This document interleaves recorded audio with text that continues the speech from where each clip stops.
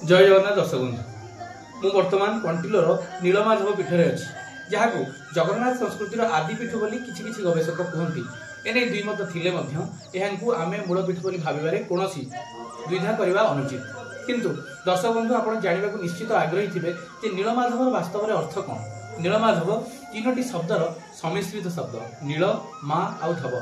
श्रीमंदिर आम जो जगन्नाथ को देखुचे नील स्वरूप महाप्रभु जगन्नाथ को आम परिकल्पना कला बेले धव बा धवल वर्ण होती बलभद्र एवं माँ सुभद्रा माँ बा शक्ति स्वरूपिणी देवी हिसाब से केन्द्रित होती मूल विग्रह भाव नीलमाधव को प्रख्यापित कर तेणुक आपण मैंने निश्चित जानीपे जे जगन्नाथ आदिपीठ नीलमाधव को कहीं कहुए।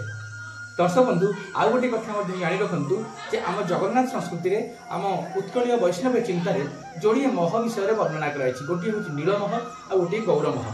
नीलमह नारायण विष्णु कृष्ण और राम को समर्पित होता बेले गौरमह राधा सीता और लक्ष्मी की समर्पित होती से आधार में देखा गले मातृशक्ति और ईश्वर ब्रह्मसत्ता को एकत्र परिकल्पित कर जगन्नाथ संस्कृति से मूल तत्व पर आधारित होती जहाँ को नीलमाधव बोली कहुए।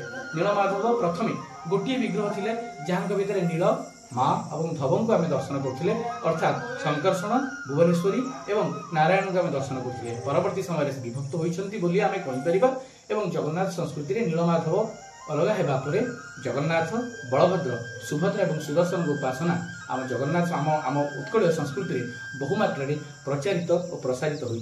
आशा आपण के तथ्यटी भल लगी मो कथार आप एकमत थिले निश्चित लाइक करेंगे मो कथार दुई मत थिले आपण तर्कटी एठारे उपस्थापित करेंगे।